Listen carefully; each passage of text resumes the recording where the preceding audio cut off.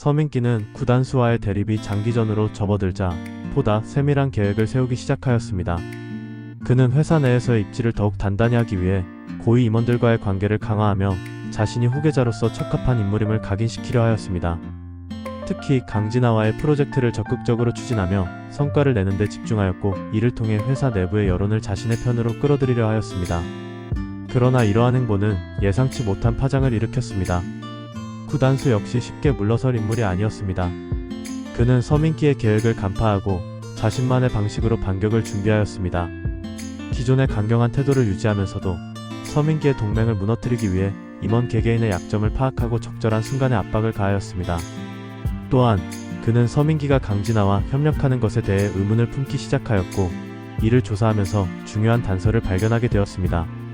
강진아의 과거 프로젝트에서 일부 문제점이 드러났으며, 이를 이용하면 서민기의 입지를 흔들 수 있을 것으로 판단하였습니다. 이러한 갈등이 점점 깊어지는 가운데 서민기의 아내 맹공이는 더욱 복잡한 감정에 휩싸였습니다. 그녀는 처음에는 중립적인 태도를 유지하려 하였으나 남편이 강진아와 협력하는 모습이 점점 신경 쓰이기 시작하였습니다. 서민기의 행동에서 자신에 대한 신뢰가 부족하다는 느낌을 받았고, 이는 결혼 생활에도 균열을 일으키고 있었습니다. 더욱이 구단수가 은밀하게 그녀에게 접근하며 자신의 입장을 설득하려 하자 그녀는 더욱 혼란스러워졌습니다. 그러던 중 회사의 핵심 프로젝트 중 하나에서 예기치 못한 문제가 발생하였습니다. 서민기와 강진아가 추진하던 사업에서 예상보다 큰 재정적 리스크가 드러났고, 이로 인해 회사 내부에서는 서민기의 판단에 의구심을 품기 시작하였습니다. 구단수는 이 기회를 놓치지 않고 서민기의 신뢰도를 떨어뜨리기 위해 언론을 활용하며 이를 크게 부각시켰습니다. 그러나 서민기 역시 가만히 있지 않았습니다. 그는 자신이 믿고 의지하던 몇몇 인물들의 배신을 경험하면서도 끝까지 싸우기로 결심하였습니다. 강진아와의 프로젝트에서 발생한 문제를 빠르게 수습하고, 이를 오히려 자신의 역량을 증명하는 기회로 삼으려 하였습니다. 또한 구단수가 언론을 활용하는 방식을 역으로 이용하여 그가 숨기고 있던 비밀을 폭로할 준비를 하였습니다.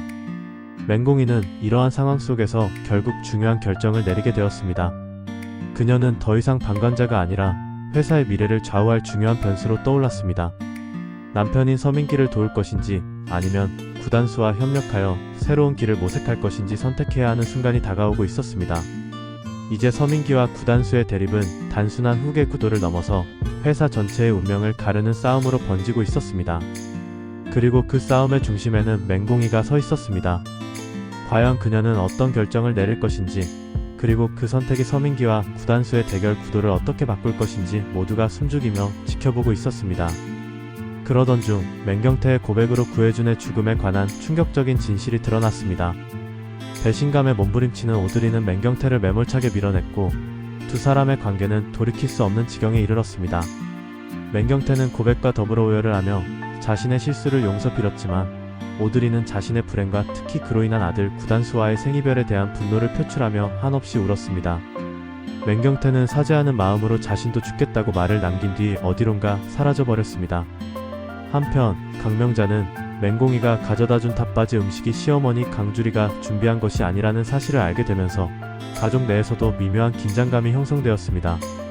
강명자는 정주리의 행실이 예측된다며 당장 정주리를 찾아가 따졌습니다. 그렇게 구박이나 하려고 우리 공이를 데리고 있냐며 큰소리쳤지만 차마 공이에게 화가 돌아올까봐 더 심하게는 하지 못하고 흥분이 극에 달했습니다. 이에 정주리는 그 정도도 각오 안하고 시집 보냈냐며 더 큰 소리로 맞대응했고, 결국 언성이 높아지다 두 사람은 잠시간 실랑이를 하게 되었습니다. 이로 인해 맹공이의 입지는 더욱 불안정해졌고, 그녀는 자신도 모르는 사이 점점 더 외롭게 고립되어 한숨과 눈물이 멈추질 않았습니다. 그 와중에 서민기와 강진아는 새로운 프로젝트를 함께 준비하면서 자주 어울리기 시작하였고, 이를 지켜보던 맹공이는 두 사람의 관계가 수상함을 느끼며 고심이 더 커져만 갔습니다. 남편 서민기가 강진아와 가까워지는 것도 모자라 강진아와 프로젝트 업무를 핑계로 잦은 외박을 하는가 하면 걱정하는 맹공이를 거들떠보지도 않고 자신을 돕지 않는다는 핀잔까지 하며 냉대하기까지 했습니다. 그런 서민기에게 강한 모멸감과 의구심을 느끼며 맹공이는 하루하루 힘들어했습니다. 이러한 상황 속에서 서민기는 구단수와의 대결에서 승기를 잡기 위해 더욱 강경한 태도를 보였고, 구단수 역시 이에 맞서면서 두 사람의 대립은 회사를 넘어 개인적인 감정 싸움으로까지 번지게 되었습니다.